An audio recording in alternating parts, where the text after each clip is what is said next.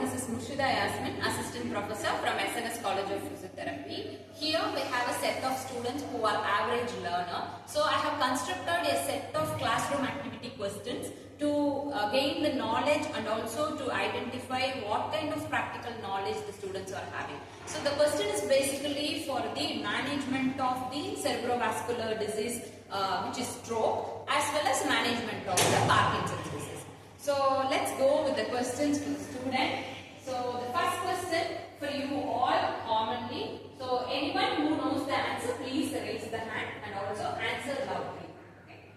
So first question in the stroke management. Stroke can be classified into two types. So that is, you have studied in the video. So what are the two types? Anyone? Yes. So the two types are hemorrhagic stroke. Yes, ischemic stroke and hemorrhagic stroke is the right answer. So the next question from the Parkinson's disease management. So Parkinson's disease is caused by degeneration of neurons in which part of the brain? So option A, basal ganglia, option B, cerebellum, option C, hippocampus, option D, medulla oblongata. Yes? Yes, basal ganglia is the part which is getting degeneration of neurons. So that is the major cause of the Parkinson's disease. Understood? So the third question is from stroke management. So which artery is most commonly affected in ischemic type of stroke? The options are middle cerebral artery, posterior cerebral artery, anterior cerebral artery, basilar artery. Yes? It's middle cerebral artery. Yes, middle cerebral artery is the most commonly affected in the ischemic stroke. So the next question is from the Parkinson's disease management. So you have to state that whether the statement is true or false. Okay? Parkinson's disease is characterized by increased dopamine production. So that is the statement. So is it true or false? Yes. It is false. It is a decrease in dopamine production is the right answer. Yes, decrease in dopamine production causes the Parkinson's disease. But here it is stated that increase in Parkinson's disease. So the statement is false. Okay. So the next question is from stroke management. Okay. So which side of the body is affected in a patient with a left cerebral hemisphere stroke? Yes. Yes. In case of left side stroke, the body from the right side will get affected. Okay. Because of the deposition of the fibers in our neuroanatomy. Okay. So that is the right answer. The next question is, what is the most common gait disturbance seen in Parkinson's disease? Yes, fascinating gait is the right answer.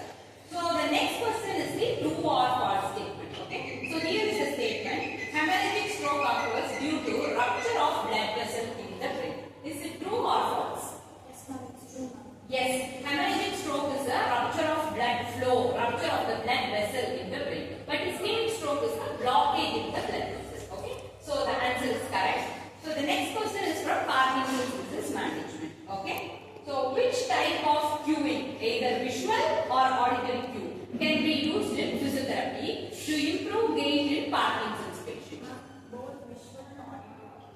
Yes, obviously there are some researches also there. So inclusion of both visual and auditory cueing in the Parkinson's disease management will give you the enhanced rehabilitation outcome. So that is the statement. So the next question, it is from stroke management. Okay. So which standardized scale is commonly used to measure motor recovery after stroke? Option A, Glasgow Coma scale. Option B, Ashworth scale. Option C, Brandstrom recovery stage. Option D, Bartle index. Anyone?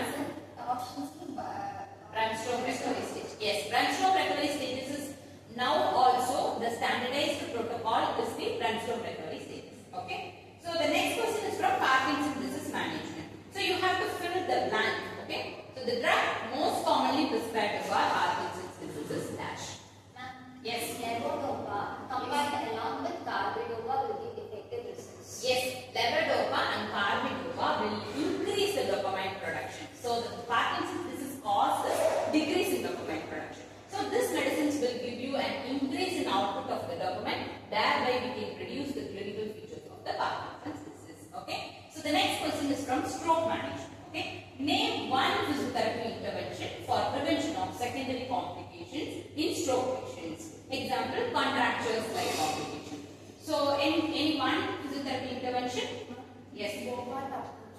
Yes, Bobart approach is one of the intervention that will prevent the secondary complication. Okay, so that is the right answer. So the last question is, which physiotherapy technique is useful for reducing rigidity in Parkinson patient? Option A, quick stretch. Option B, relaxation and rhythmic rotation. Option C, tapping. Option D, isometric hold. Relaxation and rhythm. Yes, relaxation and rhythmic rotation is the useful for Parkinson disease in reducing the rigidity. So here I have questioned you for the stroke management and also Parkinson's management. So now I came to a conclusion that you guys are good in knowledge for the management of the stroke and Parkinson disease. Further, you can refer more books in management protocol setting and also in rehabilitating a complete person.